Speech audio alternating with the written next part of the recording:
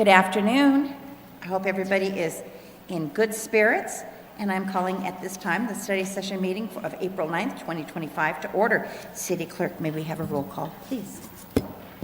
Councilmember Carnevale? Here. Councilmember Lamb? Here. Councilmember Gutierrez? Here. Mayor Pro Tem Gregory? Here. Mayor Ross? I'm here. Do we have any changes to the agenda, City Manager? There are no changes to the study session agenda, Mayor. Thank you so much. And City Clerk, will you please read the statement of participation for public comments? Public comment is the opportunity for members of the public to comment on items that are within the City Council's jurisdiction but not on the agenda. Because of restrictions contained in California law, the City Council may not discuss or act on any item not on the agenda but may briefly respond to statements made or ask a question for clarification. The Mayor may also request a brief response from staff to questions raised during public comment or request that a matter be agendized for a future meeting. Public comment will be limited to 3 minutes. If you are a member of the public and you wish to address the City Council, please complete a request to speak form available at the entrance and submit it to the City Clerk. You will be called upon at the appropriate time. If you have materials or other items to present to the members of the City Council, please do not approach them. All materials shall be presented to the City Clerk for distribution. And Mayor, we did receive one emailed comment for the record. This comment was received for the record, provided to the members of the City Council, and made available for public inspection at the entrance. David Kozlow expressed his concern related to the taxing, fining, fees, and spending decisions of the City Council. He requests that the city conduct a credit card audit and employ an outside consulting firm to review and report at a future meeting the direct and indirect short-term and long-term fiscal impacts on Cathedral City. He also requests that the City Council refrain from authorizing expenditures except for essential government services. And that's all I have for those comments. And I do not believe we have any members of the public present. Thank you so very much. So our first study session item is fiscal year 2020-25, 26, 26-27, biennial budget, general fund overview discussion. City Manager, do we have a staff report, please? We do have a staff report which will be presented by Kevin Biersack, Financial Services Director. This will build on what you've seen from most of the departments already in the special budget work sessions that you've held in the last few weeks. This will be the first comprehensive overview of the general fund budget and the Measure W, which is a sub-fund of the general fund. And then these will both be part of the action items that come to you in May for actual adoption based on any changes that you make now and the finalization of the numbers between now and then. I did just want to comment as a matter of introduction. There's quite a bit of uncertainty in the financial world out there right now. And what this budget does, and I think it's what we have to do at this point, is budget based on our best information available at this time, which is historical data based on how our revenues have performed in the past, estimates from HDL and other firms that provide that data, estimates from the state and county, and our finance department staff. And we've built a budget based on the best information that's available now. It also has some what I call springs on it, some things that you'll have a chance to review and potentially act on in the future if things don't turn out as what the data would indicate that it's going to right now. So I'm confident, given that we can move forward with this and protect the best interests of the community and the city moving forward. So Kevin, go ahead. Thank you, Mr. City Manager. Good afternoon, Mayor, Mayor Pro Tem, City Council, City staff. If you count the number of times I might use the word springs, you've had the introduction, because it is just that. And we look forward to doing this kind of thing every 2 years because this is like one of our primo documents, this and our annual financial report. So we take great pride, all of the finance department, as well as working with all of the city departments. It's a collaboration. It's not just about us. You've heard me say it before, there is no I in team, and we are your team. So on that note, general fund, budget. As usual, please ask any questions as we go along or store them up and save them to the end. Back in January, we briefed you on our milestones and our plan, and this is just a reminder of the 6-month process and the key milestones, various sub-milestones that we're not going to bore you with, but these are the key milestones. It's the biggest policy document. We talked about that back on January 22nd. So keep in mind, this is the general fund, but what comes with that is the document that you will see on May the 14th as a proposed budget will be for all of our funds. We have over 60 funds, of which over 50 of those funds we budget for. But tonight, or this afternoon, we're talking about the general fund. The general fund accounts for all the financial resources that are used, and we do utilize other funds, and those are brought in, any use of those other funds that we actually have those included. This fund is for necessary city operations. Keep in mind, it's all about public service. It goes back to the old adage, we don't produce widgets. We produce people and we produce service, and you'll see from the numbers how much from a people power standpoint is the percent of our budget. Any remaining funds with operating budgets, the proprietary funds, the CIP plan, and the Parks Improvement Program plan will be presented to you in 2 weeks in this same forum as a study session. And that is on April the 23rd. Keep in mind what we presented to you in the budget binder and subsequent updates in soft copy mode. We are still refining. Things change not daily, but as we become aware of additional information, things change to the better because we're trying to refine. As the city manager pointed out, we do have an interesting environment going out there in the world. Traditionally, our mode is to budget revenues conservatively, but trying to make sure that we have a good eye on what we think those will be. Likewise, expenditure-wise, we try to budget expenditures on the high end. You've heard us talk about this before. From a high-end standpoint, we have to budget as though we have a full workforce. Do we have all of those positions filled today? No. Will we ever have a day that we will have all of those positions filled? Probably not, but we have to budget for that. We have to plan for that. So as data becomes more available, we are updating, we're keeping tabs on that. We will provide budget changes to the hard copy workbook that we provided you, and they will all be representative in the proposed budget when we get to that in May. So let's talk about a basic revenue and expenditure summary. So we have a couple of things in here, and I know that there's been meetings as time has gone along based on what we've prepared, but also in individual discussions with city management. So when you look at a budget balancing analysis or exercise where we've identified our staffing positions and any operational reductions, which we've identified a few of those, any public works projected expenditures because we're joining the DRD come July 1st, this is where we stand. We stand at revenues and recurring expenditures of $70 million and $71 million in year one. So we're looking at just under a $900,000 deficit. In year two, as we move forward with respect to, we actually are in the black. So if you'll notice, in year two, we're projecting a positive number. We're projecting a positive surplus. So here's an opportunity for We're going to talk about expenditures. Let me just ask you about revenue. Sure. So as we're going through this process in this quickly changing environment that we're in, are you also, of course, you'll be making adjustments to expenditures as decisions are made or discussion is made, but for revenues, how continuously, I guess I would say, are you looking at what's coming in and what's going on in the financial environment? So the question, I guess, more exactly would be, you're saying a revenue projected right now of just over 70 million for 25-26. Is that the same figure we're going to see in the final, or will you be doing some fine-tuning? Fine-tuning. Okay. And if I can give you an example, once a year we receive our franchise fee statement from SoCal Edison and SoCal Gas, whereas other franchise fees come in monthly or quarterly. So we project that out. Well, when you think about gas and you think about electric, the franchise fee amount we get also is dependent upon the weather. It's also dependent upon our population, not just our permanent residents, but the population in our city.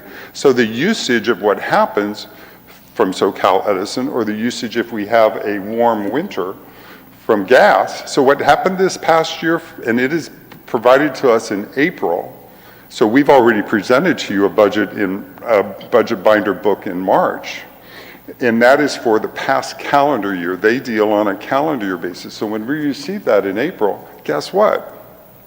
We did not meet the projection of gas, but we far exceeded the projection for electricity. And so sometimes what you have to take into consideration is when we get the notices of rate hikes from the CPUC, we know that that will benefit us to a much lesser degree than it does them. So we do that kind of analysis. So that would be an example where we will probably see a plus up in Edison and a plus down in our projection that you originally have in there for gas. And how about sales tax? I know that that doesn't come in necessarily, it's always behind. Sales tax is 2 months behind.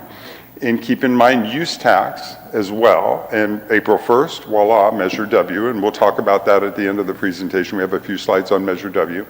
From a sales tax standpoint, we hit a peak about 2 years ago. Based on seasonality and where we're at for the first 6 months of this year, we're a little bit behind where we were at the first 6 months of last year. So we measured that. But then we look and see, well, where do we think we're going to stand throughout the rest? So sales tax, we do have that projected a little bit under currently, and we'll look at that again because we have this time. Use tax, an interesting thing to look at use tax and talk about the environment. What might be happening with respect to the car dealerships now? They might be selling a little bit more. Why? Because of what's going on in the outside world. And for any Cathedral City residents, whether they buy a car in our city or any other city, we will receive that 1.5% use tax, because use tax, the biggest component of use tax that we receive are planes, trains, and automobiles. So we look at that too, sir.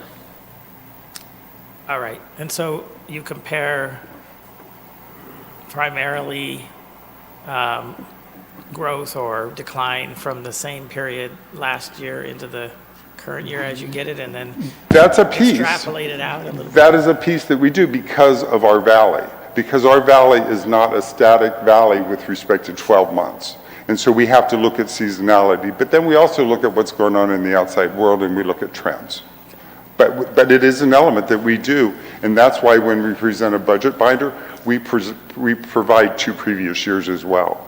Okay, and I know it's kind of an art and a little bit of educated guesswork in there. I just wondered if you, because there's a period of time, like you're saying, between you and when you presented the book and we had our early discussions until we get to the end, and if the trends, because of this volatile environment, should change on one or more of those income streams, I was wondering, are you going to adjust that early, or do you wait until?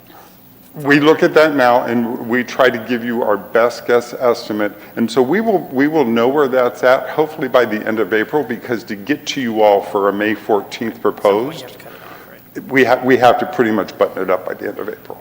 All right, thank you. I'd like to piggyback off of him if I could. You sure can.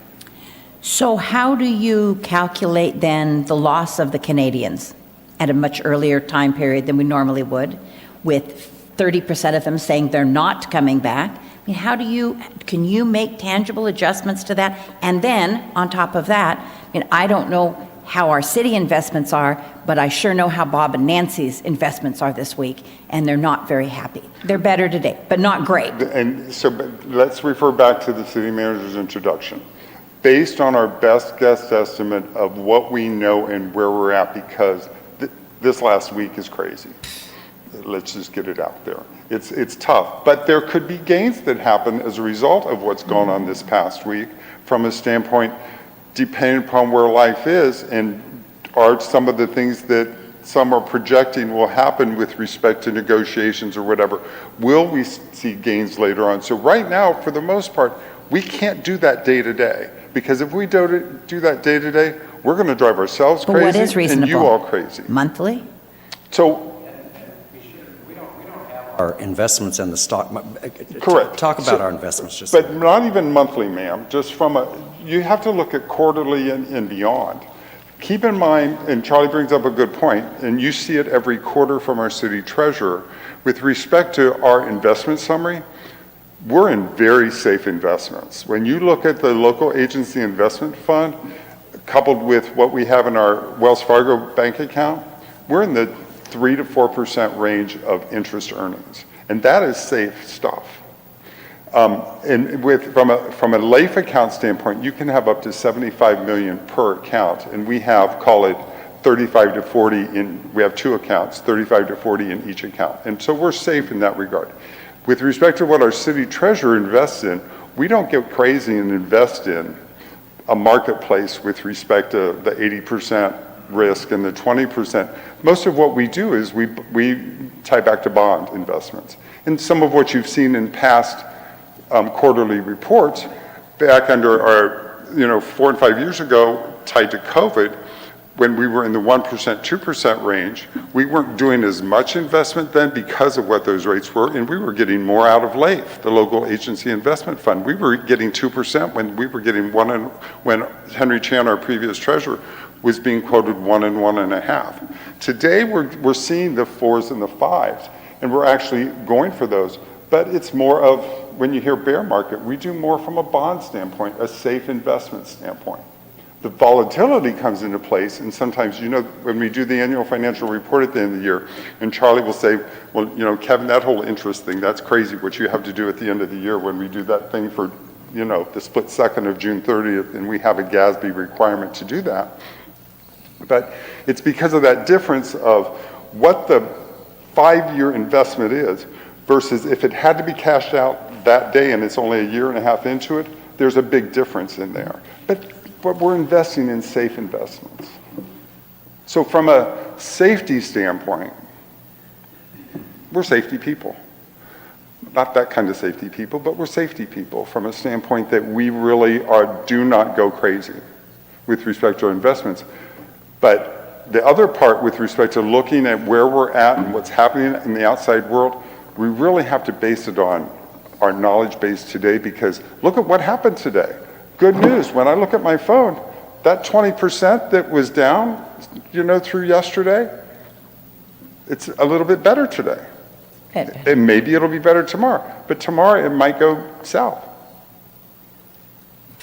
Does that kind of help? Thank you. Kevin, I have a similar Yes, sir. question. I'm not quite sure if I heard the proper answer. I'll try. How do you project the revenue from 2025 to 2026 and 2026 to 2027? There's approximately $3 million additional revenue. Do you use a 1.5%, 2%? How do you Each project account that? code. So when you look at the budget workbook, sir, and you see every object code, whether it's on the revenue side or the expense side, we do a detailed analysis. Those 3 people behind me, they're in the trenches with respect to that. And we get into that, and we get down and dirty, and we roll up the sleeves. And we look at each one. So we look at sales tax, we look at use tax. In those projection slides, when we give you a 3 or 4 year projection, yes, generically we say 3% revenue increase, we generically say 4% revenue increase and 3% expenditure increase. But when it comes for those 2 years, we're looking at each line item. Okay. So no generic magic percent. Okay. Now, another similar question. Now, when you're looking at the revenue versus what's going on in the economy, when do you actually make a decision in case the revenues are affected by the economy? Do you see this in 3 months and say, hey, we have to make some drastic changes? Do you wait 6 months? Or when do you make those decisions? Every month. We look every month. So when we run our reports for the city, for the general fund, and then the other operating budget funds, and we look at those every month, we see, for lack of a better term, the accounts that are winners and the accounts that are losers. But when we evaluate what they are, we're not going to come back and say we want to do a budget adjustment for these individual accounts. We look at it overall. Good example, let's talk about 2008, the utility users tax, the 3%. As more rooftops have been added, for every percent, when that first passed, $900,000 a year was our bogey. And we would be in the 850 to 9.25 range. We have more rooftops, we have more businesses, we have more activity. So now we're looking at 1.1.5 to 1.2 per 1.1.5 or $1.2 million. So we've increased utility users tax per percent by about 300K. That's good stuff. But you can't just look at that for the 300K, because guess what? One of those is video cable. Guess what? Do you all stream at home? You do, because guess what? And especially, do we have any of those younger generation people out here? They don't do cable. They stream. But I still have cable. I still have broadcast, but I also stream. But the amount of dollars that we're receiving for video cable on utility users tax, even though it's the same percentage, is going down. And we project that going down. But guess what? It's hot. We've had some warm summers. And we have more rooftops. We have more people. So what comes with that is we love that Edison bill every month when we get it in around the 20th of the month and we know how much money we're going to get. And we don't like Edison in the wintertime because guess what? It goes down. And gas goes up. But some years gas doesn't go up enough. How many days did we have nights in the 30s this year? Thank you. Not many. So guess what? Our gas UUT this year is down. So Now- we do that kind of analysis. Now, is there a particular revenue source that you look at a little bit closer, sales tax, or is there a particular revenue source that you look at that will make you think about it and make decisions a little faster? So when we get to the slide and you see the 6 or 7 categories of taxes, taxes are 70%. That's numero uno at the Kennel Club. That's what we keep. We look at all of it, but we really monitor where our city is a tax-dependent city. Thank you. So yes, taxes, but we look at them all, sir. Thank you. If I could just build on your question, because I think it's a really salient one, Councilmember Gutierrez. They're constantly monitoring the revenues, and you ask, when would we come to you? When would we make decisions that we need to do something different? That's where these items that I described as the springs on the budget come into place. There's a whole lot of one-time expenditures that are in there that are for important things, but things that should we start seeing a softening in our revenues. For example, there's about $1 million, I think, in repairs to the parking garage. It needs to be done, but that's the kind of thing that if we started seeing our revenues decrease, we could wait on that project. And that's probably what we would do, is come to you and say, we recommend that we don't do these things right now, similar to what we did after we had to spend fund balance unexpectedly on Tropical Storm Hillary. We had to come back and make some other adjustments to help offset that, and that's exactly what we would do if we started seeing a softening in our revenues.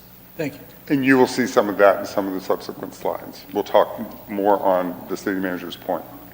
And it's not all in, all out. You can say, we're going to have all of our cars go one more year, kind of a thing. I mean, you don't have to say, we're going to sell them or we're never going to sell them. Keep talking to these people about that, because Okay, you know one that extra year. 7-year concept that we And look have at me, is I'm our going to go over to depreciation police. policy. 10. 10's a good number. All right. Thank you. We have a great relationship, by the way, just so that you know. They carry guns, So, moving along, with respect to it, on the next slide, this is where we were talking about springs. And so tied to the opportunity for springs, you saw the first 3 lines on the previous slide. On these next 3 lines below, this is the amount that we have planned, budgeted for our other post-employment benefits in year 1 and year 2, and then our one-time or extraordinary expenditures. And on the one-time extraordinary expenditures, we have like 4 slides later that detail the 2.3 and the 1.9 million. So when you add this in, that actually gets us to using our fund balance reserves. If we utilize and make all of these expenditures, and as the city manager said, there will be opportunities to come back to you with respect to, do we do this or do we not do this, based on bids that we get, because some of these are such big ticket items, we're gonna have to go out, even though it's budgeted in the general fund, we will still go out and we'll do our due diligence through an RFP process or whatever. So that's where the 5.5 and the 4.2 million get us, is because of OPEB and one-time expenditures. So here's those categories, sir, from a standpoint of we have 7 items there, and we look at those 7 items. And we look at those, we look at all, as I said before, we look at all of the items, but this is 70% of our revenues. So that's our bread and butter from a taxes standpoint. Licenses and permits, people that come in the door. Note, people aren't coming in the door like they used to, because they can now do things online, and we love that. So we have less traffic at the front door. Fees and services are part of that. Fines and forfeitures, intergovernmental from one to another. That's where sometimes those FEMA monies come into play, or whatever other kind of government monies we will receive that are reimbursable to the general fund. Our use of money and property, meaning if we have any land or any facilities that are rented, and our interest. Miscellaneous revenues, and then what we've talked about before that you all are aware of, we have transfers in from other funds, because for the people that do work for those other funds, then we transfer money in from those funds to the general fund. So those are all of our revenue categories. So what does the pie chart look like? So in year 1, it's 71% versus 20% versus 8.5%. In year 2, it's not too far off, but humor us, we wanted to give you another pie chart.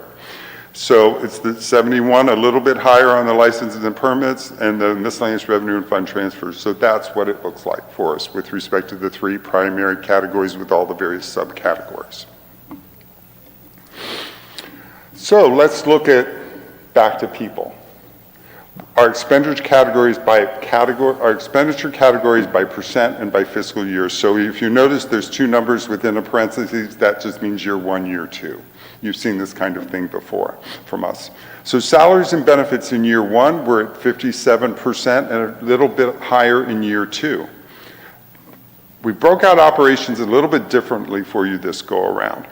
And that is the operations that is based on third-party labor, which primarily comes from our operations and maintenance. And most of our operations and maintenance comes from facilities and public maintenance. But there are operations and maintenance in others, but that's the significant majority. And then the professional services type activities that we have, that all departments have. So look at that, 28%. So when you look at 57 and 28%, whether it's people here or people outside the window, 85% of what we do is people-based. That's significant. So then if you tie back to operations that might have a little bit of discretionary opportunity, we're only looking at 14%. And those are the categories of what we consider to be the non-labor operations categories listed there. When we say fleet, that's not the purchasing of fleet, that's the operations of the fleet. 3 things at the bottom from an infrastructure standpoint. In your budget book, the first 2 items were there with respect to street improvements, because that's our maintenance of effort that we're required to do in order to use our SB1, our RMRA monies that come into us. So we have a 900K bogey there. We have park improvements. Note, park improvements, we budgeted 0 in year 1 and only 400,000 in year 2. That 400,000 in year 2 is, if you remember, about a year ago we had the discussion about a splash pad, and we came to the conclusion, probably not in downtown, but maybe in a neighborhood. So that's what that 400,000 is. And the AB 939, the environmental fund, we're projecting would contribute maybe another 100,000 to that. So maybe a modest splash pad of about $500,000 in like a Century Park kind of park that doesn't have an amenity. Splash pad's $500,000? A splash pad's $500,000? Oh my gosh, We should they just were get out with a bunch they of were as high as hoses. $900,000 in what Verde did for us in that analysis. And we didn't go with the Cadillac, we kind of went with the It's just me. I told you, it was a bad week. I was like, 900,000. The one item that we included in the presentation in just a couple of places, but because this was already kind of there with respect to our numbers, so this will be an add-on that will be included in, this is part of that refining, is the entry monument that was discussion that happened. 2 weeks ago, we have included an estimate of $125,000 per year. The concept 11 years, we're not, the good Lord willing, I don't know how many of us will be here in 11 years, but at least in this 5-year CIP plan that we have, we are including one per year. It's kind of unfunded, but we don't really have any funding sources per se, so the intention is general fund. But guess what? Maybe some of you all will contribute some district funds to that, and that will help offset those. But so that entry monument sign is the first time we talk about this here, and we talked about it one other place, but it's not in the overall numbers because that was already part of the staff report that was submitted.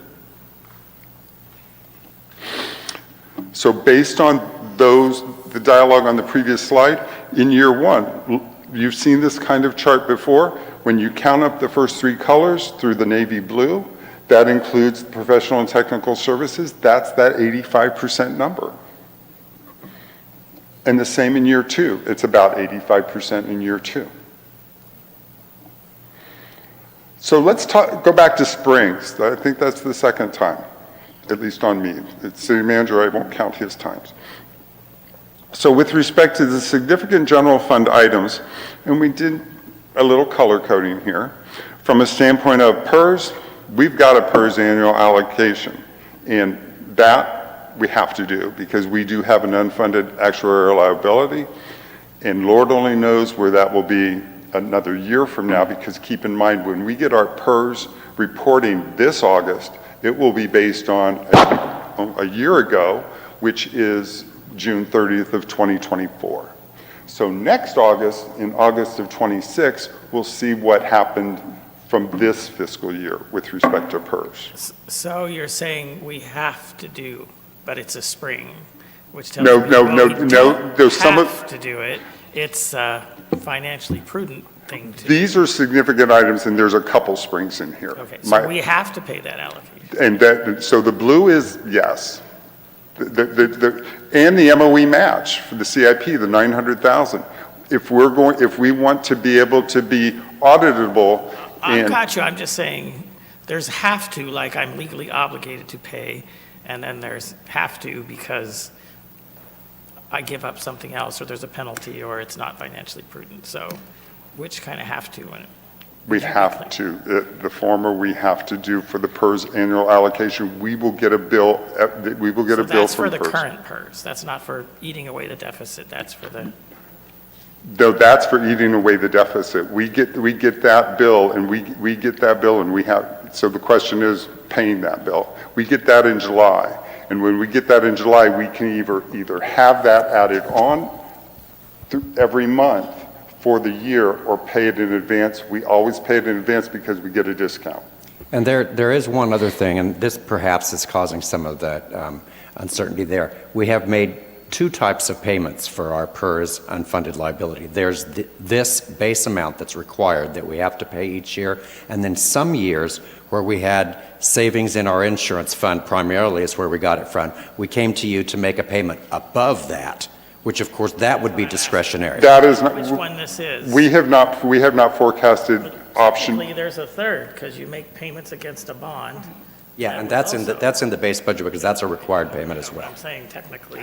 Yeah. For the public out there, we've This done a lot is to try to get rid of our. This is number one in Handle our the winter or springtime when we come after we get the August reports, and we have come to you and asked for a supplementary payment because we traditionally do that on our 5 newer plans, not our 3 classic plans.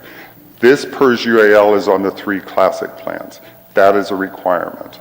The optional one that the city manager just brought up is what we've done in the past on the 5 newer plans. So we have not included that. If we would come to you with that this year, that would be a separate item that's not been budgeted. And then the third item that you just mentioned, that is budgeted in our general government because we have that 15-year bond. And I know once you do it, it looks like a mortgage payment, but it really, that's why I said we need to remember that we also dedicated those other monies towards there. Yes. So these blue ones, they're significant general fund items, but these are not springs. The the ones that are springs are at the bottom. So I'll point that out right now. The next one is the fleet replacement annual allocation. So that one is based on our current inventory of our fleet, of our vehicles. So when the mayor tied back to keeping something a year longer or whatever, we do straight line depreciation each year for our existing. So for our existing fleet and to continue the depreciation and set aside replacement dollars for new equipment after these are expired, it would be $1.2 million each year.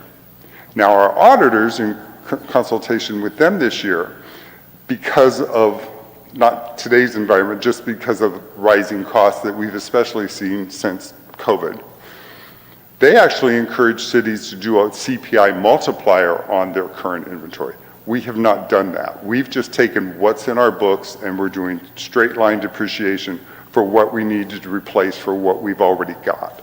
Nothing going up, but likewise, nothing going down because we need to save for those vehicles in the future. Employee leave cash outs, including forecasted retirements. That's what's here, and we do a poll with respect to the departments of the folks that they expect may be retired in this next year cycle, and we put that in. And these numbers are actually starting to come down, and part of the reason they're coming down is because of the change in our workforce. Because the classic employees, the PERS classic employees, are slowly but surely retiring. And more of those will retire in this next 2-year cycle. And our new employees coming in, they're more of the newer category, the PEPRA for the most part. They're PEPRA employees, and with our MOUs that have been negotiated over the past few years, we have different milestones within those MOUs for mandatory cash outs. So we're cashing things out, so the stockpiling of leave balances or compensated absences for these huge payouts at retirement, we're starting to see those go down. That's good news for the future. So, but these cash outs will happen. Or if they don't happen, they'll then just get delayed to a subsequent year. If somebody changes their mind and they decide not to retire in year 1 or year 2, and they're going to retire in year 3. The last two are springs. The last two are springs from a standpoint of the other post-employment benefit, the annual allocation. It's in here from a budgetary standpoint. Keep in mind, we traditionally make that kind of payment toward the latter part of the fiscal year. We don't make that kind of payment at the beginning of the fiscal year like we do the PERS OPEB allocation. So that's something that's budgeted, and if what's going on in the outside world goes upside down, that would be potentially something that we would not want to.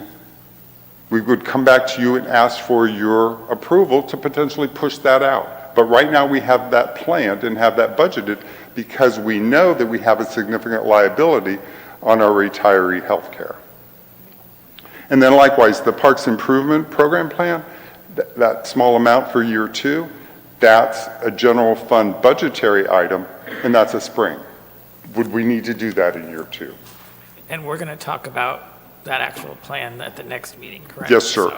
So these are subject to change anyways. Yes. Okay. So right now, just because they're budgeted, we're discussing them in that mode, but yes. And we certainly want to spend our maintenance of effort, but does that have to be matched every year, or is it over like a 3-year period? It's over a 3-year, but guess what? When we had what we had with respect to Tropical Storm Hillary last year, we were way under. So we need to make up. But it is a 3-year average, and that's what they do. So at some point in this budget process, is that going to be illustrated to us where we're at with that?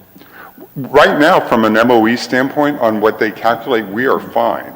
But that year, if tied to a new calculation, which has not happened, but a new calculation, we were well under that 900,000. I can share with you where we landed last year with respect to that from a road improvement standpoint. Well, I'm just, yeah, because, I mean, certainly for budgeting, you want to have it in there. But if you run into a situation where you have some emergency, unexpected expense, you can not spend that in one year and make up for it in another year. That is correct. Like I say, last year, so we can look at trends. But last year was not because of the tropical storm. We spent monies elsewhere. And we didn't get credit for MOE as a result. Yeah, well, we spent money on roads too, related to tropical storms, but those probably didn't count as MOE because we're getting reimbursement. We used other funds as well.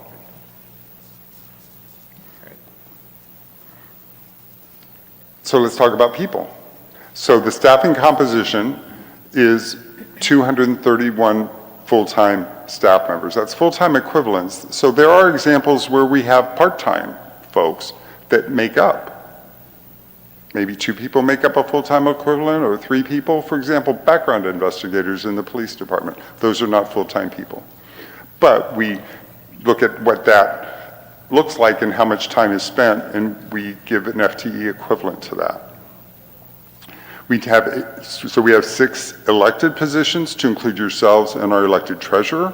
We have 82 city hall and public works employees. We have 61.5 fire employees, of which 48 are sworn. We have 81.5 police employees, of which 53 are sworn.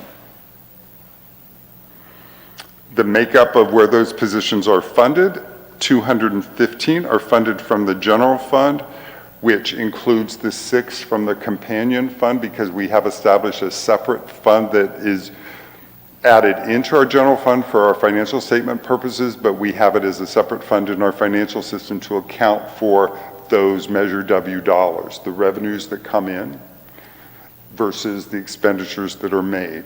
So it's 209.3 plus 6, so it's 215.3 total from the general fund, and it's just under 16 full-time equivalents from other funds. When we say other funds, think of AB 939, think of Measure A, think of gas tax, think of names like that. But not contractors, they're actually... Those are our people. We have 231 full-time equivalents. And are those primarily roads types employees? These other fund employees? Are they? Yeah, that's a majority, yes, because 241, 243. It also includes a partial amount with respect to our engineering staff. They work on roads, and so part of their labor is road funded and is qualifies, and AB 939.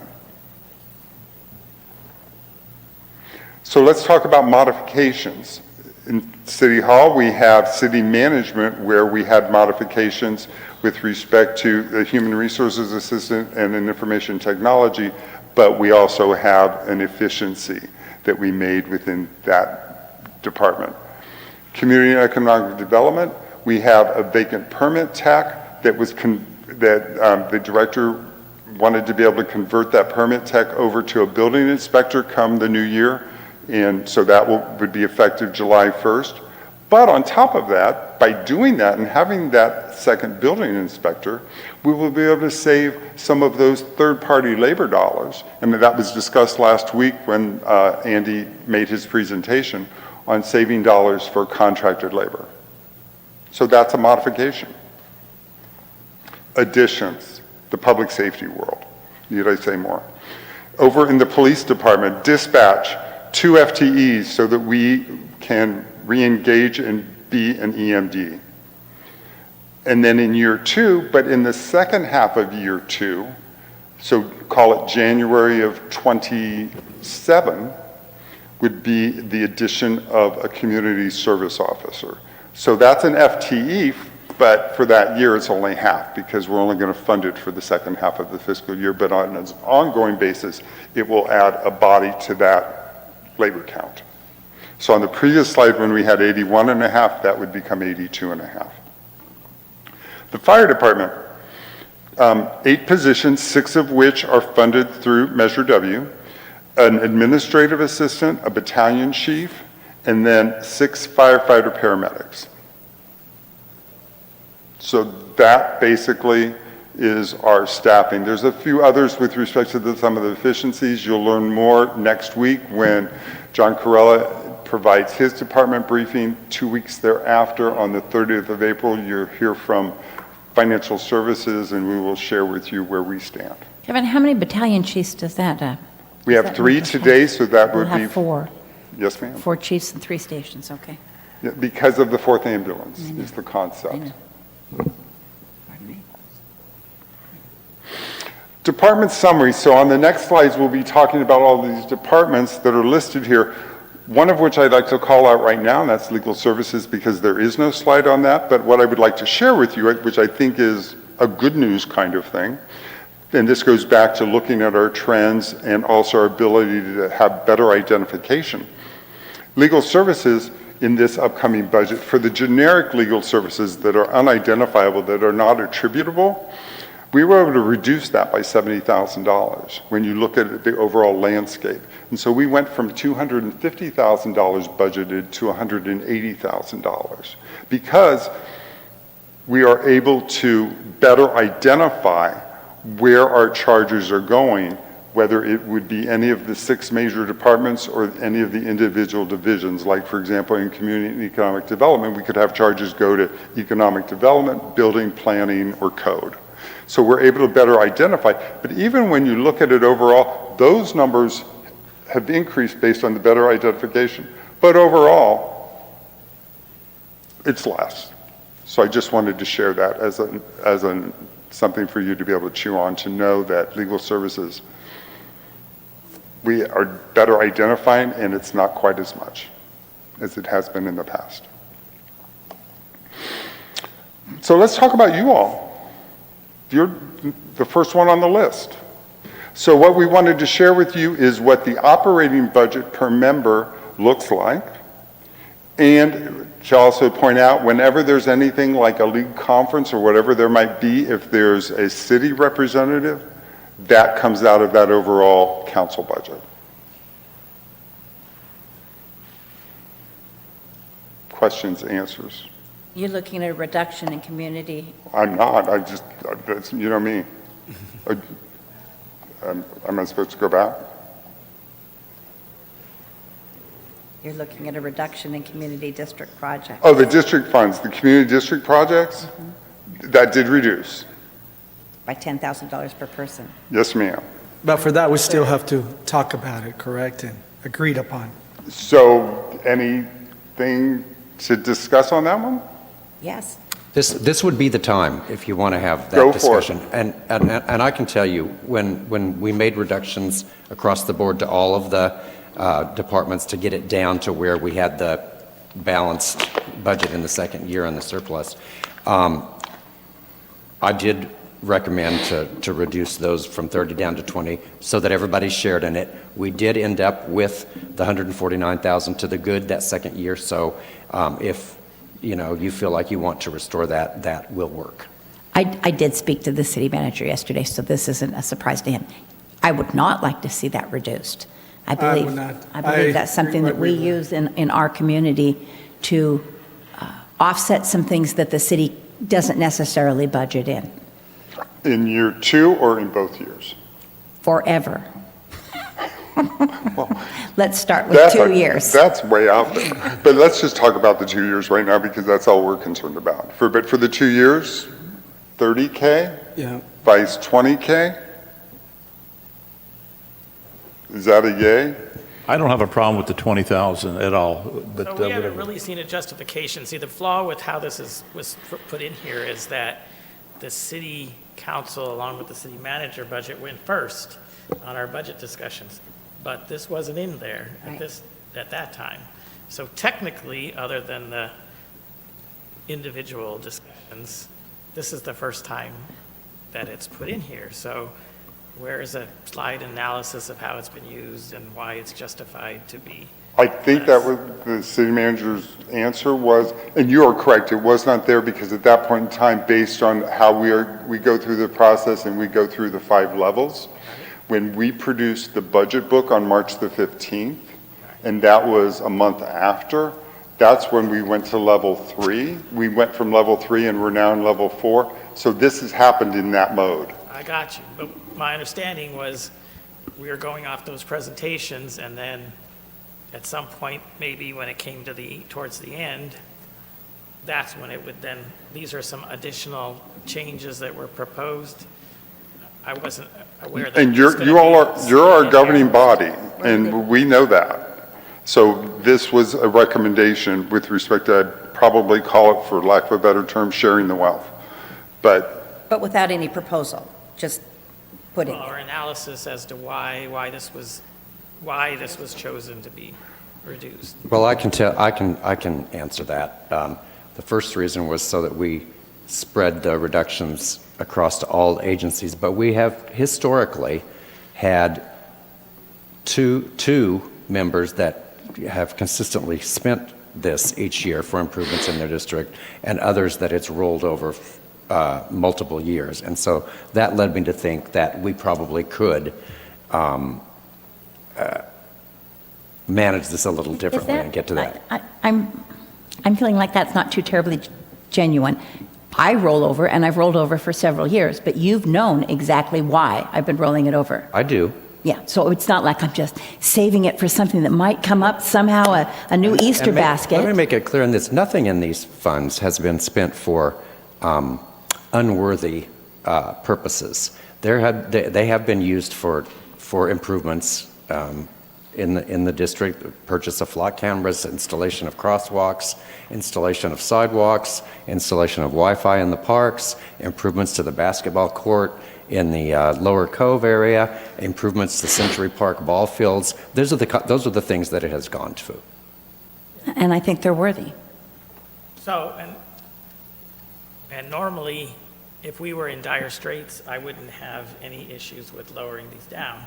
But we have a lot of other areas where we're actually sharply increasing to make things nicer for the community, which is kind of where these monies get spent. So I know that this isn't a surprise to me either. You shared that this was going to be proposed at some point.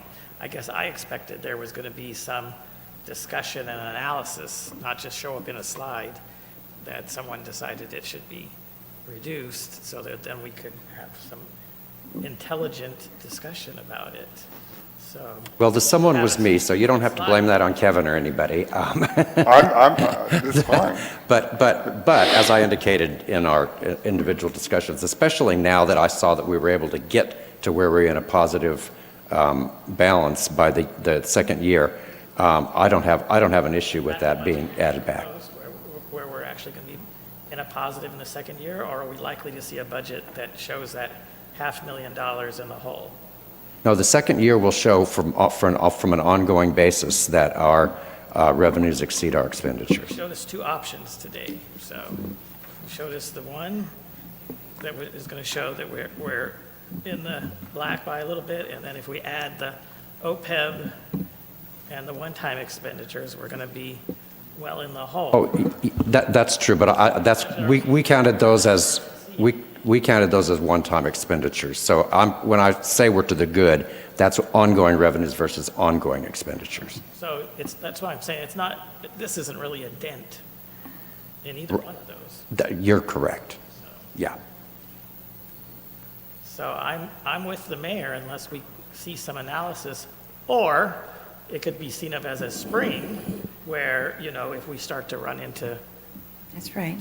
financial difficulties, one of the things that could come back is that, hey, these funds should be reduced or even eliminated for a year, put off a project we were going to do for a year to help.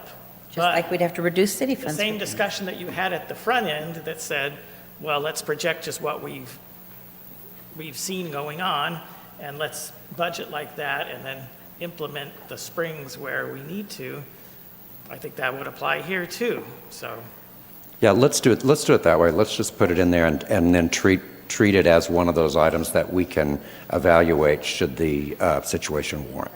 And, the idea of, being able to act and react specific to our district is essential. That's why we're here, so that's important. Agreed. Agree. Gentlemen? I agree. Councilmember Carnevale? Agreed?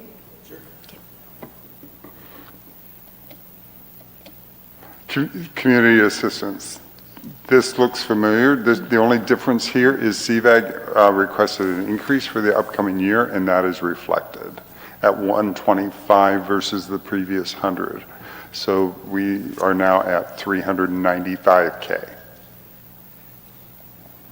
Citywide memberships, we did a little bit of a different spin this time around from a standpoint of total-wide, citywide, 250, call it $250,000 worth of memberships. But what's interesting, when you look at it, here's the list of memberships that are city memberships that really make up over 80%. So when you look at that, you're like at the 80-20 rule or thereabouts. From a standpoint, these are the big ticket items with respect to the memberships that make up over 208,000 of our 253,000. I'm sorry, I don't know what the Liebert Cassidy Whitmore is. Lieber Cassidy Wismore, that's HR, and that's with respect to, The attorney, but that isn't the, but that, a different attorney. I know, because they go by a different name. Yes. Yeah, okay, thank you. And this is actually our membership in their training consortiums, which provides training that the cities share in on supervisory techniques and how to handle problems and situations like that. So we are part of a consortium, and we're able to get training for employees at a reduced rate by virtue of this Is membership. it all online training?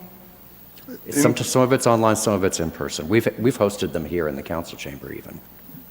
And if an employee, if they attend 8 out of 11 over a 3-year period, then they earn their certification. Kevin, is the CBAG 47,005, was that 100,000 last year? No, that's just that's our membership. That's not then we our give- community assistance. Okay, The then community assistance is on the previous slide, sir. Gotcha. But this is just our membership. Gotcha, thank you. Bless you. So these next 6 slides are basically summaries with respect to the budget book. And so I wanted to be able to bring these up for you to share with you on what the proposed budget is for the city manager department, which includes the city manager's division, HR, communications and events, the city clerk, and IT. And you can see in year 1, vice year 2, with respect to the proposed budget there. From a dollar number with a people number standpoint, this is where we're going to be at the same number. Financial services, and you'll learn a little bit more about that on April 30th, but this is what was in the budget book that was reflected at that time with respect to risk management, finance, and financial services. All from that standpoint, keep in mind when we look at risk management and we look at general government, risk management is part of financial services, but then we manage the general government budget as well, which includes things like the pension obligation bond that Mayor Pro Tem mentioned, but also with respect to like our tax sharing agreements, some of those kinds of things, and our numbers. With respect to the Community and Economic Development Summary and the Associated Divisions Administration, Economic Development, Planning, Building, and Code, and those budgets, and the associated FTE counts. Public Works, to include engineering, maintenance, parks, and the art portion that is now part of the general fund because that's part of culture, and culture and recreation kind of go hand in hand with parks. Note, when we talk parks, we're not talking DRD because that's over in Measure W. And you'll probably look at that and say, well, why is parks almost $400,000? That's the $400,000 if we would do a splash pad or something like that. And then the FTE counts at the time that this budget binder was provided to you all. The police department summary for the 5 divisions admin, field services, investigative services, emergency communication, and animal control. And the FTE counts. And obviously in animal control, which it says traffic safety, that's a holdover, that's a correction. Sorry about that. We don't have any animal control, and traffic safety went away because we used to have to account for that, but the Palm Springs Unified School District did away with that for our having to pay, and they now do their own folks in the morning and the afternoon. Crossing guards. Thank you. I was searching for the word, and all I could come up with is folks. Kevin, in the Yes, previous sir. slide where you have animal control, that is just an estimated amount because we will be discussing and reviewing a new contract coming soon, correct? That is correct. And one thing to note in collaboration with the chief, that number is a larger number because this year, call it just an unfortunate year, our dollars and our payout is significant, even though we haven't increased that support. But with respect to their call-outs and the like and the sheltering that is going on, we're in the like 330 range for the year that we're in, but we did a 20% forecast that the chief talked about in his presentation, and then a 5% add-on in year 2. So that's just based on that knowledge base, but you're correct, that doesn't include if there would be a change. Thank you. And the additional field services for police, the FTE, That's the CSO, even though that's they're the only- community service officer that will be in the 2nd year in the 7th month. Yeah, I could say, so even though you're just funding, there's only enough funding there for the second half of the year, the FTE is technically. In this example, because we don't want to lose sight of, it's going to be a full body ongoing. I see. That's the only reason. All right. So a little nuance. And the two dispatchers, are they going to be under the police department? I'm sorry, yes, they're under the police department, but they are funded out of general fund in support of Measure W and the EMT, in the EMD, but they are funded here. So they're already counted in that number. They're in the 81.5 because in the budget that the chief is living with today, he has 79.5. Okay, got it. Thank you. And I did mention it at the chief's presentation. That animal control number is most likely going to be a larger ask than that. Understanding. Okay. It was just based on our 20% based on where we're at today. We know. I didn't want to not disclose that. That's going to be. Forever. You first, buddy, you first. Fire department, this You need includes the additional 8.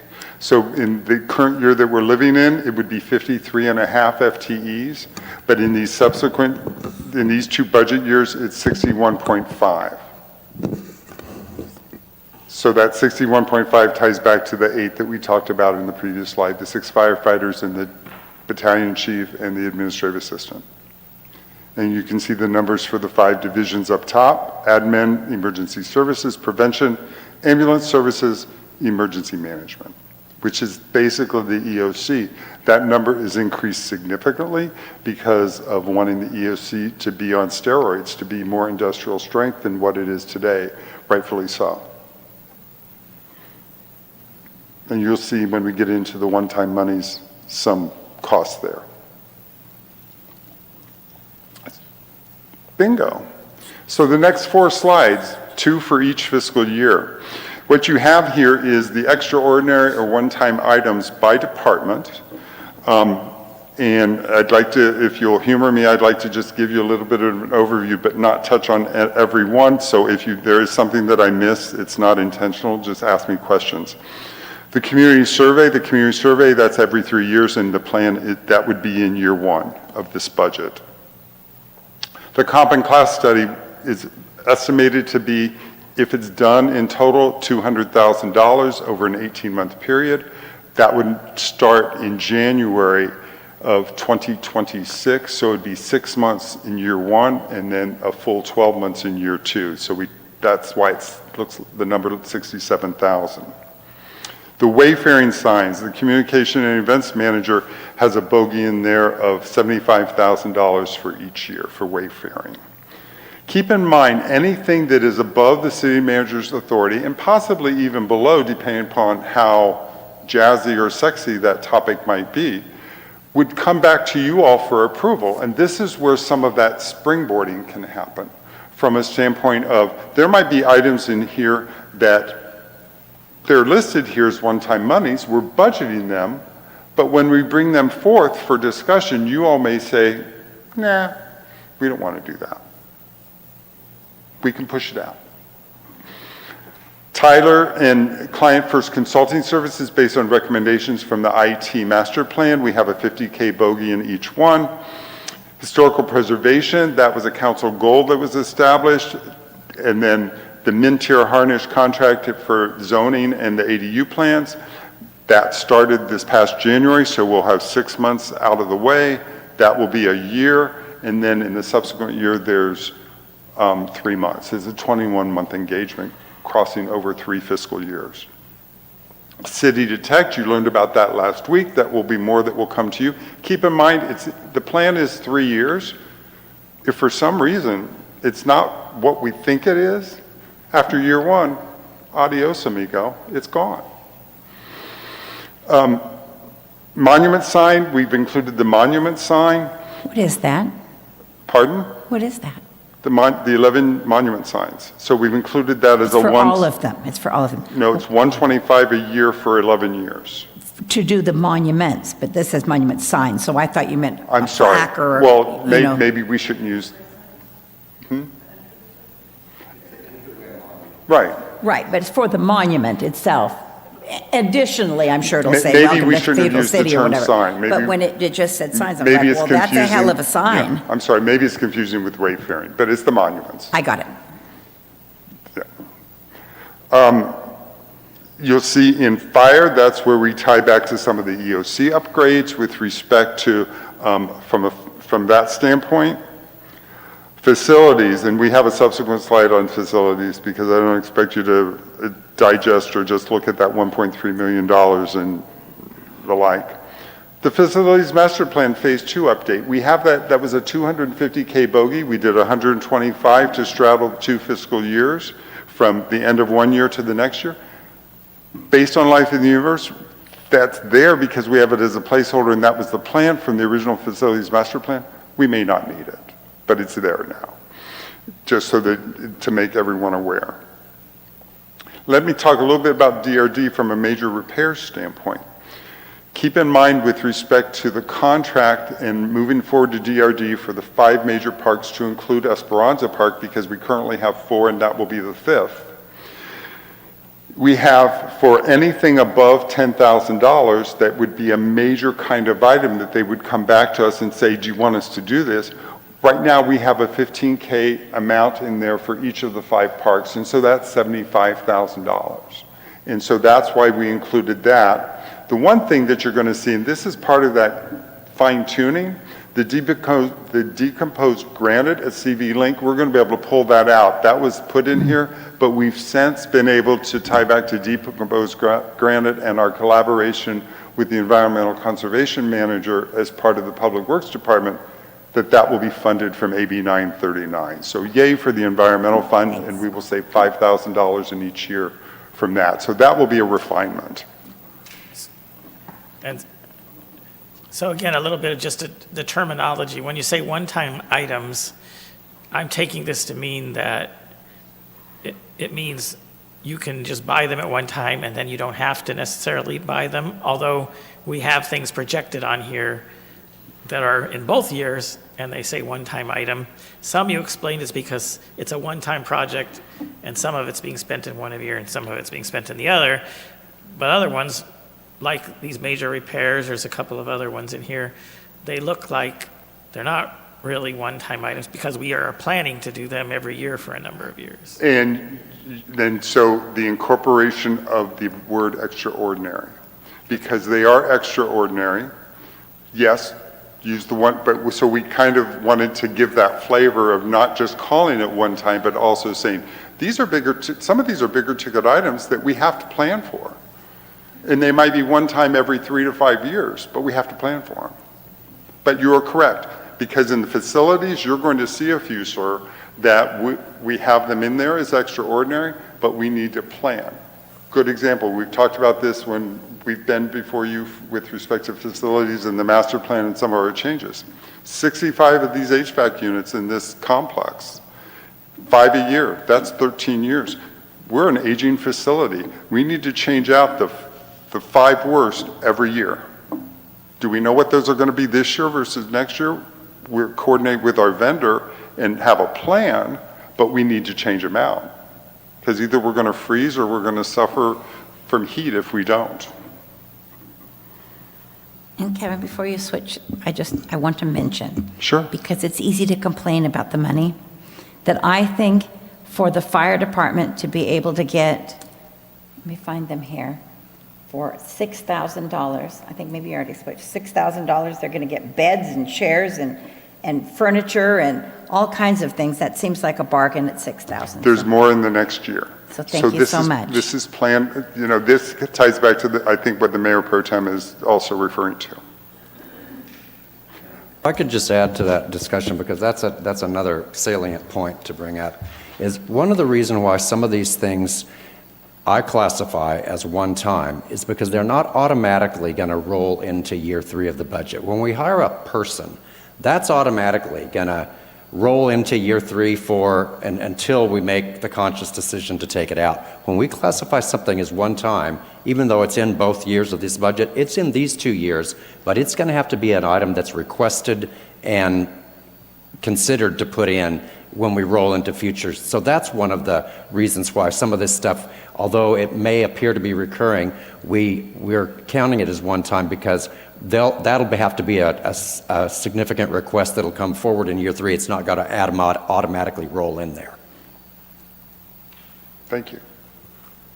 Moving on, the detail for facilities for repairs and or replacements tied to this topic. The parking structure, we have a number of items there. Let me talk a little bit about the last 2.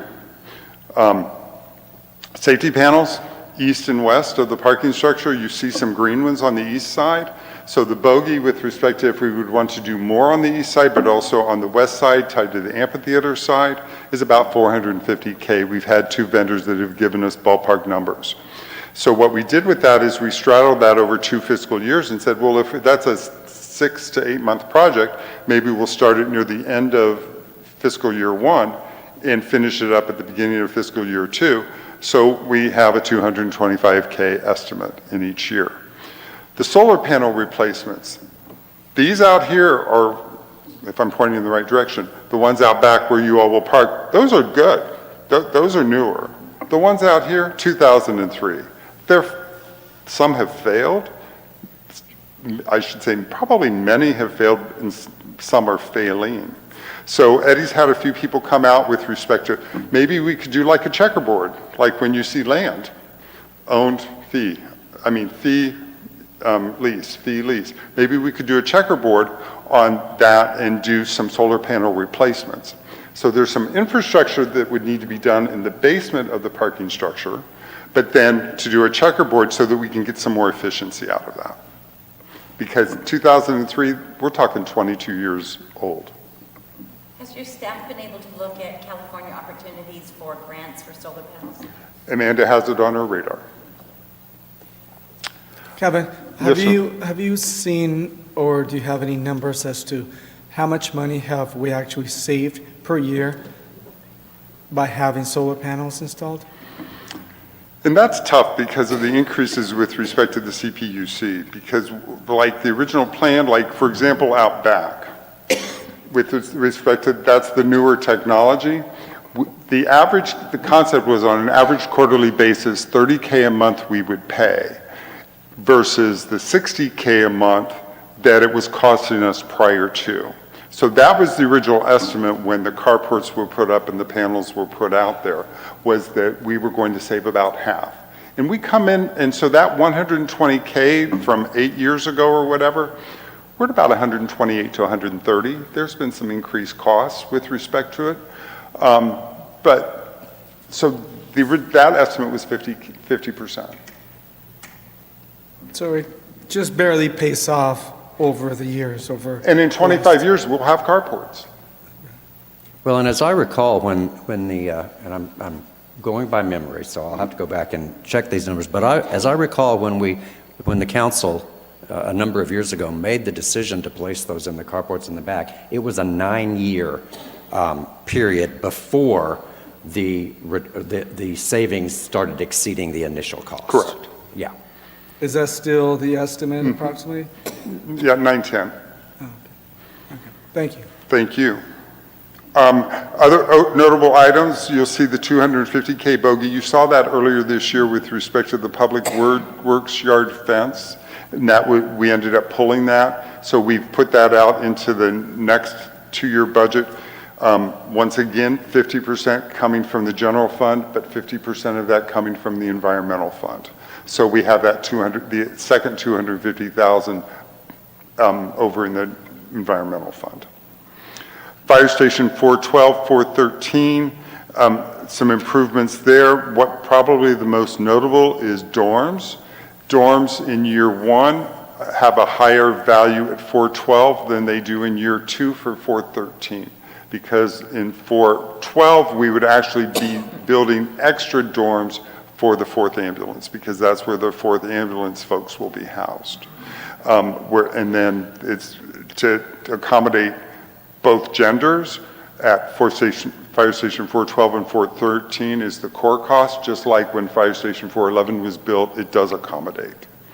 So that's part of the forward thinking there. The air conditioners we've talked about, the sandblasting out here, I'll call it taking care of maybe past sins with respect to should we have ever done what we did with the checkerboard squares out front under the Paseo or out front, because when it rains, they're awfully slippery. Excuse me, Kevin? Yes, sir. Could you explain roof access ladder for 10,000? I mean, So are they and you're going to repairing, see or- this in a few other places, and this is really a key thing. And both from a risk management standpoint, with Gabriella being our risk manager and Eddie being our facilities manager, one of the things that we're doing, council member, this year out of existing budget, over in the police department in dispatch, that window, if there was a problem, get a broom or get a shovel and go like this and break it open. We're replacing the window over there, and then outside of that, we're doing a ladder to be able to go down. We've done 2 other ladders on this Civic Center to be able to get up on the roof, because we used to have our people get up on the roof in an unsafe way. So, so we've installed a couple ladders here at the Civic Center, and we've actually painted them the green like out here, just to complement the color of the building itself. But Eddie's really wants to make sure that we have the appropriate ladder ability in our facilities. Okay, so there isn't a ladder there now then? Correct. Okay, I thought there was one there already and they're going to paint it or take it out for a new one, so. You know that truck that's going down the street and there's a ladder on top? We just grab that. We stop them and say, can we borrow? Okay, thanks for explaining that, Kevin, appreciate it. Similar, year 2. Year 2, with respect to the numbers that we have in here, keep in mind on these 2 slides, the numbers don't necessarily match the previous, because in both of these, year 1 and year 2, we added the $125,000 for the monument. Notice I'm coachable and trainable and took out the word sign in my delivery. So once again, a lot of these you've already heard about. Let me pick out some of the ones that are different. Every 2 years, with respect to the election, we have to have a bogey in there for the election, so we have to budget for that, and that's the $85,000 we have for the biennial election.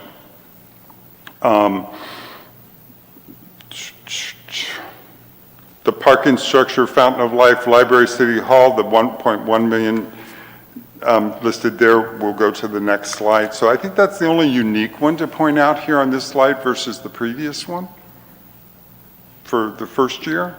So let's look at the 1.169,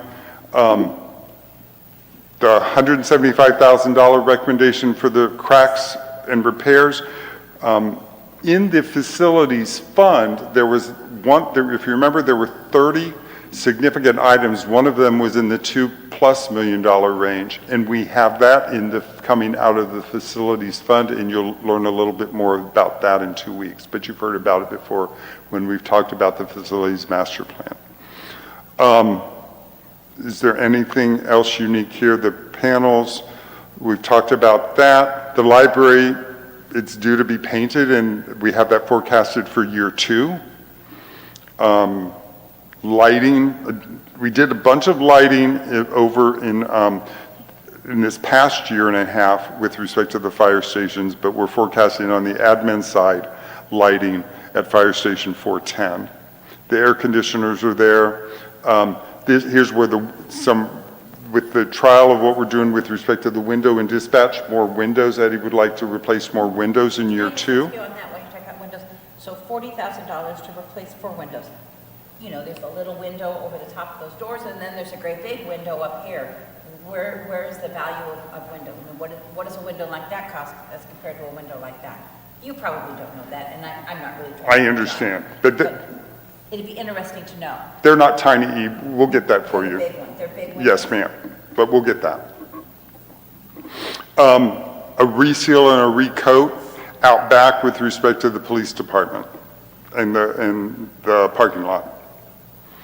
Last fiscal year, when we used dollars to upgrade some of our kitchens, we did the employee kitchen downstairs here on the City Hall side. We did the dispatch kitchen over across the way. When we did the City Hall kitchen and the flooring and the painting and the appliances, we kept those 25-year-old cabinets, and they're kind of not just dated, but they're getting worn out. So we're looking at potentially doing that in year 2 of the budget. Kevin, if I could make a suggestion in that employee lunchroom, I think you get more use out of it if you buy better refrigeration, like a dual commercial refrigerator, because I've seen it before, and it's really tight in there. So It is very tight, and that's a great idea, and we'll take that, because when we do the cabinets, we need to do something to accommodate that. Exactly. All right. Now, one thing is an FYI, and this is not something, but this is something that we're doing this year, and we're collaborating once again with environmental conservation, is water bottle filling stations. And I don't know if you've noticed, we have one in the employee lunchroom. We have one across the way over in Records. If you go out to the not the Fountain of Light, but in Town Square, we have one that also includes water for pets. Eddie and company have identified it's either 20 or 21 in total, and we've done 3. And so we're using environmental conservation funds to replace water with water bottle filling stations for the other 17 or 18. And our goal is to have those completed by June 30th. So bring your empty water bottles, and we won't even charge you. So let's talk about where the funds go. So you've seen this kind of pie chart before, and you might look at this and say, well, police and fire don't cost us as much. Well, they cost you as much, but not percentage-wise. There's still a high-ticket dollar cost with respect to our police department and our fire department, but based on where we're at and what we've done and what we've been able to do and accommodate and add staffing here and there with Life in the Universe, having more risk management activities being done, we're at just over 50% from a budgetary standpoint for police and fire. Same thing, the numbers are a little bit different in year 2. So let's talk about the bottom line with respect to the general fund and where we're at today.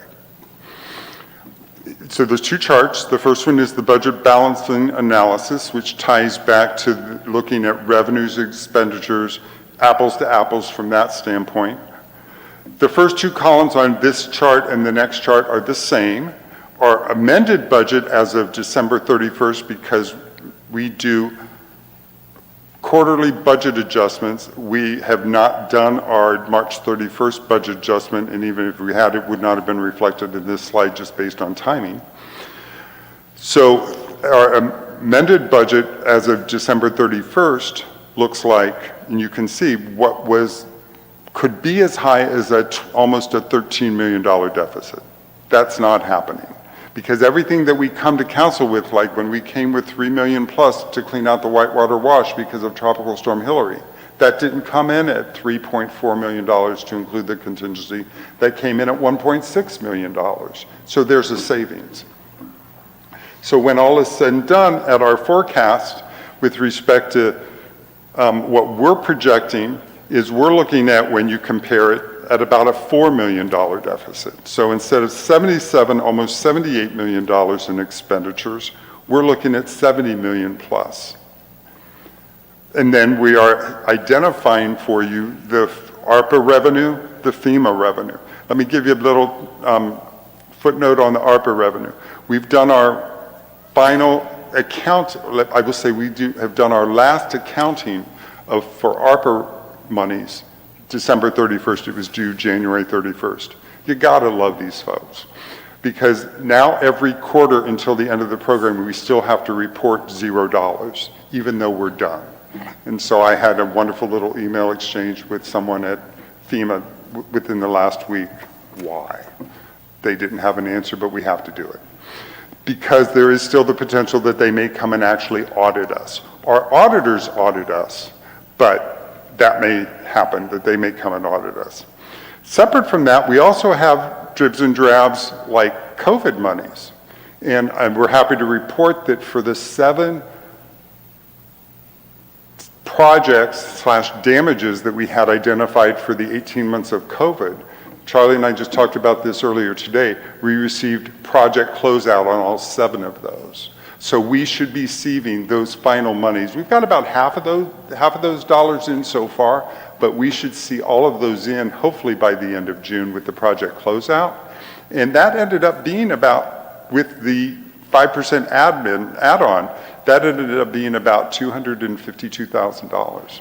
So we'll take it. It's a win because it's money that they could have said, sayonara. No way, Jose. But they didn't. So those 2 numbers, amended budget, it looked like we would be at a projected fund balance reserve of 38%. On the projected, 54%. So let's talk about the next 2 years. On the budget balancing analysis, when you look at this, we would be looking, there you see the 925,000 and the 149, about 2/3 of the way down. Based on the previous slides, that would yield a 53% projected fund balance reserve in year 1 of the budget and a 51% in year 2. So if you'll humor me, I'll go to the next slide. And with all of the OPEB payments, the one-time expenditures, springs, there's that word again. If we include these in our budget, but then based on life in the universe and what is going on in the outside world, and we come back to you at touch points, when you look at that and include those dollars, there's that $5.585 million and the $4.239 million number, and that would get us at, if all of that would happen, 43% and 37% respectively for our fund balance reserve, up above the 33% minimum. And go back to what was said earlier. From a revenue standpoint, and sometimes my moniker is Debbie Downer. With respect to that, sometimes, it does come in handy because we estimate revenues. We try to estimate revenues relatively conservatively because my grandmother, who was born in 1886, taught me, Kevin, it's better to be pleasantly surprised than to be utterly disappointed. So we like to be surprised. So we try to take revenues and we try to estimate those conservatively. And then expenditures, we have to go high. We have to go high, and the reason we have to do that, because if we have a full staff, we budget for the full staff in the worst case scenario or the most expensive scenario. So are we going to use all of those budgeted dollars and expenditures even if we do everything on the OPEB list and the one time? It would be shocking. And in my 18 years, we've never exceeded our expenditure authority. And we can't exceed our expenditure authority because our auditors will be at our front door and we will have a finding that we've exceeded what you all have authorized. Questions before I move on to Measure W? Measure W. We're in the home stretch. There's only a few slides, folks. $5 million budgeted because the anticipation is $10 million under our previous use tax, which was 1%. So when you add on a half cent or a 0.5%, then it's going to come to us in two parts. 2/3 will be the old way and 1/3 will be the new way. And the new way is what we affectionately call Measure W. And it has its own fund number for these 5 elements or 5 pillars. Ambulance services, community center programs and operations, the debt service of a community center, parks operations, and road improvements. So those are our 5. The next slide, it was not in your packet because just 2 days ago we briefed and had a meeting with the Finance Advisory Committee meeting. So I wanted to share that slide with you on what we, and this, you know about these things, but I don't know that you've ever seen it in this kind of a slide.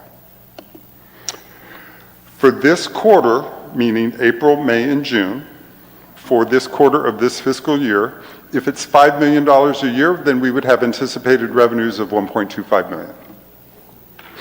The planned expenditures are about half of that we've identified to date. The 4th ambulance, you approved that in December. That's en route. The additional staffing for the firefighter paramedics, you approved that, I believe, a month and a half or 2 months ago. And for that 2 months, fully benefited, worst, most expensive case scenario, $160K. The DRD, with respect to them taking it over in June, that is now part of their, July 1st, that is now part of their contract.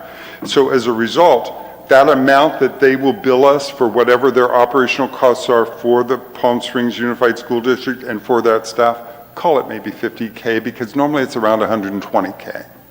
So that's just an estimate.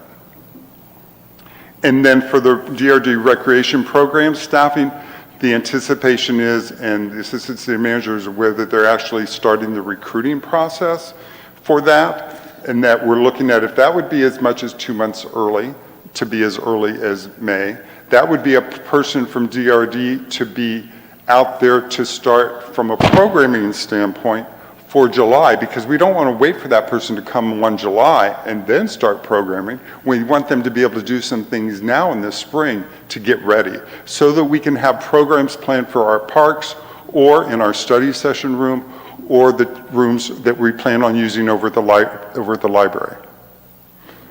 So this was just a bonus slide for you all because we shared this with the Finance Advisory Committee, and I don't know if anyone arrived because they knew we were briefing you, and I haven't turned around to see, but we invited them.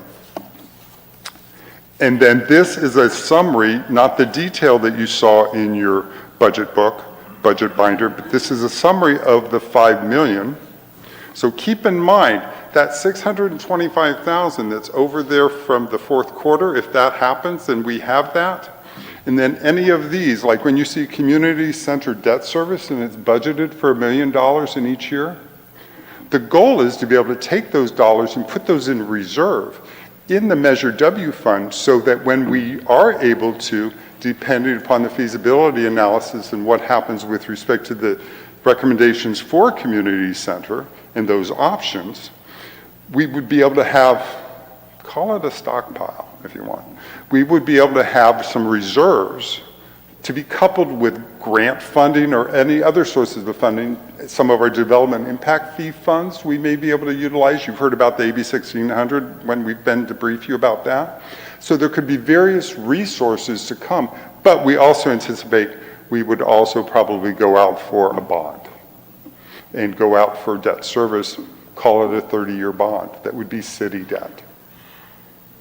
So right now, this is our high-level budget of that $5 million into those 5 pillars. And you can see the difference. The park operations and the community center programs, those 2 numbers add up to $2 million. Our initial contract with DRD is $1.798 million. So that, assuming that happens, at the $1.798 million, that extra $200,000 would go into that reserve.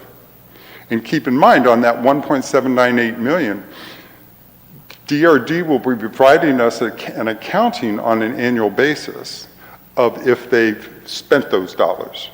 If they've spent more, we owe them a true-up. If they spent less, they'll roll it toward the next year. They're not going to send us a check. They want us to send them a check, but they're not going to send us a check, which is fine. They'll roll it to the next year. So we'll get a credit for the next year. And Kevin, what happens if the following year it's also less than we paid them? And then the following year, the same thing? So here's the bonus about that, and this is with a lot of give and take and back and forth. We have two sources of paying the DRD. We have what we're going to, by annexing in through the local agency formation commission at Riverside County, by annexing in, we have about, call it $1 million, that's going to be property tax that will be diverted to DRD. So we will get less in property tax, but DRD will get what we get less in, they will get. But then separate from that, we have this separate services agreement, and tied to that services agreement, sir, we will be paying them on a quarterly basis. So let's say it comes in less the fourth quarter based on life in the universe, we may not need to pay them because, and it will all be dependent upon this first year, we'll see how well they're able to ramp up, staff up, and provide service. And also, Councilmember Gutierrez, if I can just hearken back to the February presentation, the services agreement requires them to submit to us at March 31st of each year a budget for the upcoming year. So if we have history that starts showing that the costs are actually less than what was planned, then that would be the time to make those adjustments as well. Thank you. Or conversely, if we found ourselves in a situation where we couldn't afford the same level of services, that would give us the opportunity to make those adjustments. And would we have any kind of a, I don't want to get too detailed, but an idea of what they're going to be spending the money on? We know exactly what they're going to... Not an umbrella big thing, specifically. So if you said, well, gosh, they spent an extra $200,000, are we going to know exactly what that $200,000? We know exactly what they're going to spend it on because the services agreement outlined in detail what everything's going to go to. And then we'll have reporting on that, of course, at the end of the year. Yeah.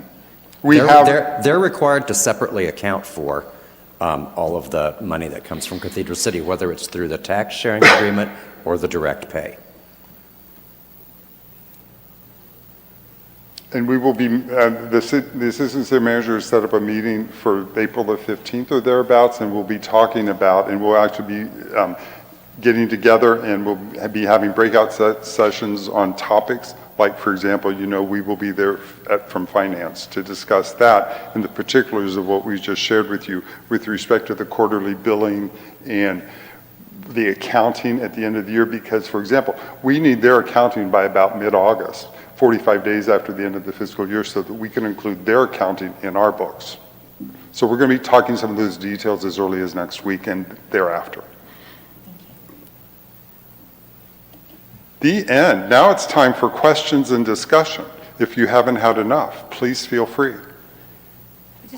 I just had one question thank you very much for the presentation. Just for clarification, when you talk about the DRD and their participation, so we pay our membership fee into LAFCO. So does LAFCO then manage that, our assessment district agreement with DRD? Is that how that works? I was interested. LAFCO is just the agency that does- approves annexations. Right. So LAFCO not- just expands the borders of the Desert Recreation District to include Okay. Cathedral City. It is the county assessor's office that will actually collect the property taxes through the tax sharing agreement that will then go to them, and we'll replace it in our general fund with the Measure W money, so it's a net zero to us. And the other part is going to be direct billed by them. Okay, and it was mentioned before when it came up, and I thought I had all the parts, but thank you for the reminder. I appreciate that. Thank you. You're welcome. And I believe you've answered all of the rest of our questions. Well, thank you very much. And we will see you in 2 weeks and then in 3 weeks for Financial Services, and John Corella will see you next week. Budget times. lucky are We we? love it every 2 years. Thank you. Great job, Kevin. Thank you. Thank you, sir. And Mayor Ross, I do have a public comment for this item. Okay, this public comment was received for the record, provided to members of the City Council, and made available for for public inspection at the entrance. Tyron Burns expressed concern related to the summary of existing staffing and certain specifics of the code enforcement section of the staff report from the special city council meeting of April 2nd, 2025. And due to 2 pending cases against the city code enforcement's practices, she requested the Code Enforcement Division refrain from any activity related to goals until the 2 cases are concluded. She also requested the City Council place an item on their next agenda related to anticipated shortfalls in city revenues and the increases in fiscal obligations. And we have no further comments. Thank you very much. This was a presentation only. There's no formal action to move forward. And now, Mr. City Attorney, if you would please read the closed session items for us as we're going into closed session. Thank you, Mayor. We have 2 primary items. The first item is a conference with your labor negotiator with regard to the Cathedral City Police Management Association. Your labor negotiators are your city manager, Charles McClendon, and your Human Resources Director, Eugenia Torres. The other item is an item of anticipated litigation. There are 2 potential items under that. It doesn't look like there's any more members of the public here to comment on it, so you're free to recess. We will adjourn into closed session now. Thank you.